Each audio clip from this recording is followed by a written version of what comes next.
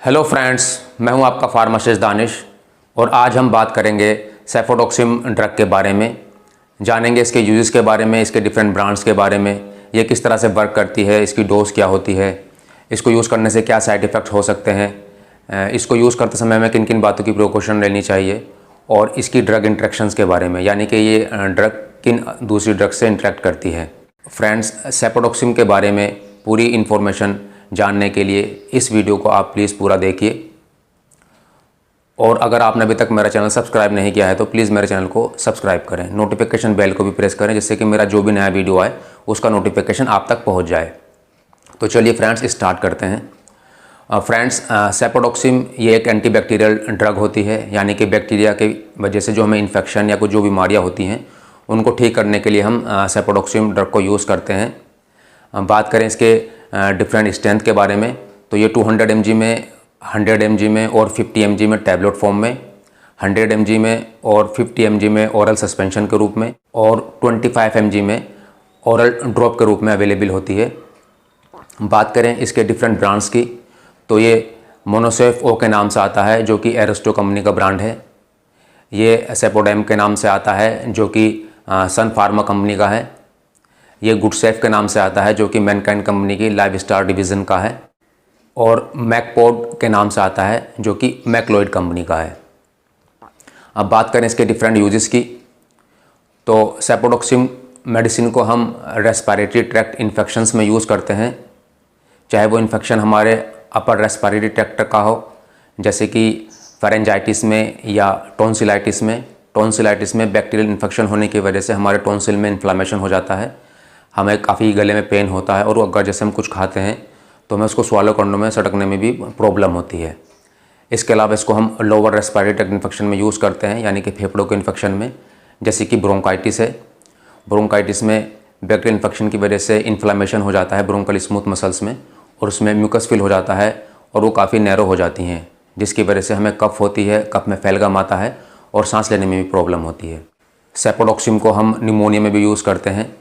ये भी एक रेस्पिरेटरी ट्रैक्ट इन्फेक्शन होता है। जो हमारा रेस्पिरेटरी ट्रैक्ट होता है उसका जो सबसे लास्ट पार्ट होता है जिसको कि हम एल्वियोलाई बोलते हैं, जहाँ पर गैसेस का एक्सचेंज होता है, तो वहाँ पर बैक्टीरियल इन्फेक्शन होने की वजह से काफ़ी म्यूकस और काफ़ी फ्लूइड फिल हो जाता है, जिसकी वजह से हमें सांस लेने में परेशानी होती है, कफ में फैलगम आता है और चेस्ट में भी पेन आता है। तो इस तरह के रेस्पिरेटरी ट्रैक्ट इन्फेक्शंस में हम सेफोडोक्सिम ड्रग को यूज़ करते हैं।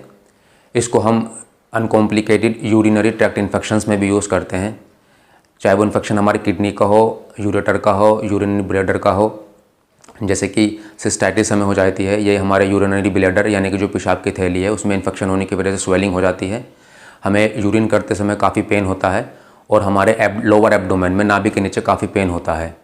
इसके अलावा इसको हम पॉलीनेफ्राइटिस में भी यूज़ करते हैं। ये किडनी का इन्फेक्शन होता है, बैक्टीरियल इन्फेक्शन की वजह से जो हमारे नेफ्रॉन होते हैं उनमें इन्फ्लामेशन हो जाता है, सूजन आ जाती है, इसी को हम पॉलीनेफ्राइटिस बोलते हैं। इस डिजीज़ में हमें यूरिन करते में काफ़ी पेन होता है और हमारे बैक साइड में, लोअर बैक साइड में काफ़ी पेन होता है और हमें फीवर भी हो सकता है। तो इस तरह के यूरिनरी ट्रैक्ट इन्फेक्शंस में हम सेफोडोक्सिम ड्रग को यूज़ करते हैं।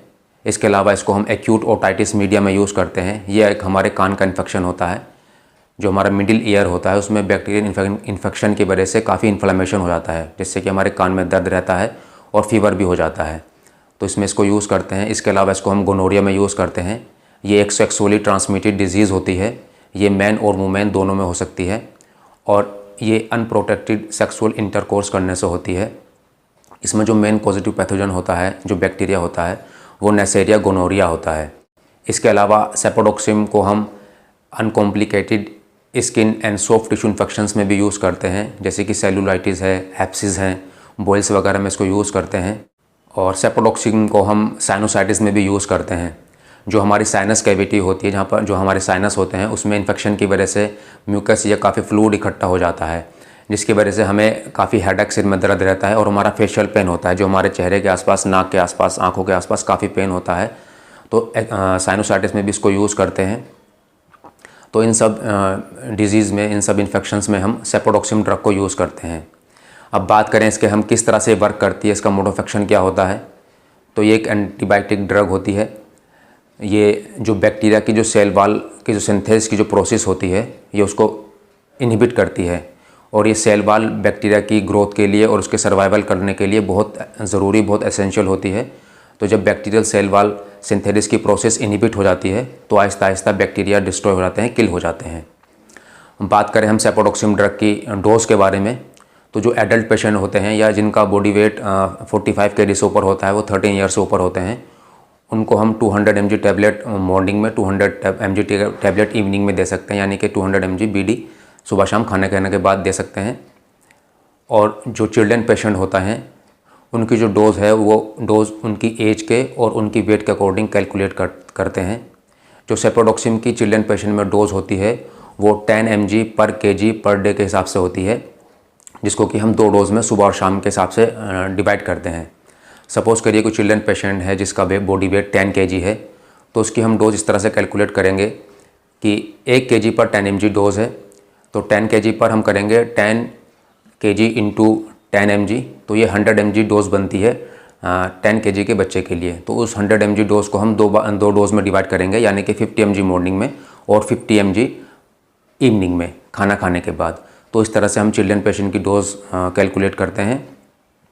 बात करें इसके कुछ साइड इफ़ेक्ट्स की, तो इस मेडिसिन से कुछ साइड इफ़ेक्ट्स भी हो सकते हैं, जैसे कि आपको नोसिया वोमिटिंग यानी कि उल्टी मतली आ सकती है, आपको डायरिया हो सकता है यानी कि आपको लूज़ मोशन हो सकते हैं, आपके पेट में दर्द हो सकता है, आपको लैक ऑफ एपेटाइट यानी कि भूख में आपके कमी आ सकती है, आपको ब्लोटिंग हो सकती है यानी कि आपको पेट भरा भरा सा फारा सा हो सकता है, या कोई भी एलर्जिक रिएक्शन हो सकती है।